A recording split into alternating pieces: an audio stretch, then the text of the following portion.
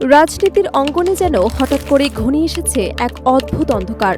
শহরের অলিগলিতে, চা স্টলে, সামাজিক মাধ্যমে সব জায়গায় ঘুরছে একটাই প্রশ্ন, বিএনপি চেয়ারপারসনের উপদেষ্টা হাবিবুর রহমান হাবিব কি আগামী ভোটের চিত্র এক বাক্যে এঁকে দিলেন?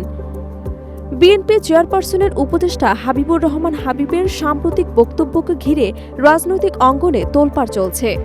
তার এক মন্তব্য যেন আগামীর জাতীয় সংসদ নির্বাচনের সম্ভাব্য চিত্র স্পষ্ট করে দিয়েছে।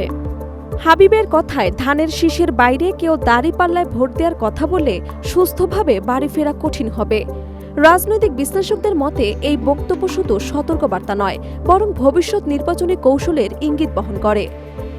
যেহেতু তিনি বেগম খালেদা জিয়া এবং তারেক রহমানের ঘনিষ্ঠ উপদেষ্টা, তার মন্তব্যকে হালকাভাবে নেওয়ার কোনো সুযোগই নেই।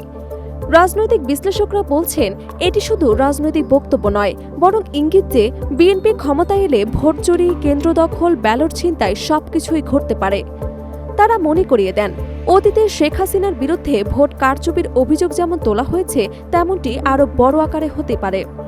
বিশ্লেষকদের মতে আগামী নির্বাচনে ৮০% কেন্দ্রেই সিলেক্টিভ ভোটারদের ওপর হামলা করা হবে, ব্যাপক কারচুপি এবং সহিংসতা ঘটানো হবে। অথচ এসব কেন্দ্রের ভোট বাতিল বা পূর্ণ গণনার দাবি তুলতে বিএনপি অনাগ্রহী হতে পারে, যেন নির্বাচন নাটক চলতে থাকে নিজের নিয়মে।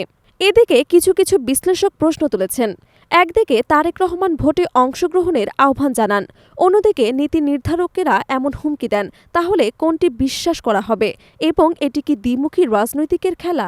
এরই মধ্যে সিলেটের সাদা পাথর লুটপাটের খবর ভাইরাল হয়েছে, যেখানে কয়েক হাজার কোটি টাকার পাথর প্রকাশ্যে লুট হয়েছে এবং প্রশাসন নীরবই থেকেছে। পরিবেশ উপদেষ্টা রেজওয়ান হাসানও এ নিয়ে হতাশা প্রকাশ করেছেন।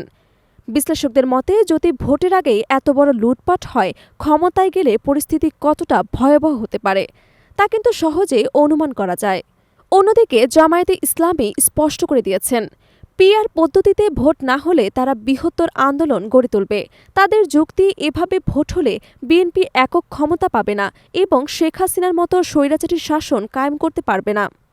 প্রশ্ন এখন একটাই, বাংলাদেশের ভোটাররা কি আসন্ন নির্বাচনে সহিংসতা, কারচুপি এবং লুটপাটের এই আশঙ্কার মধ্যেই ভোট দিতে যাবে, নাকি বিকল্প ভোট পদ্ধতি চালুর দাবিতে একজোট হবে?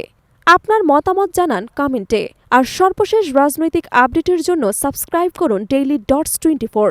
রাজনীতির ভেতরে খবর সবার আগে।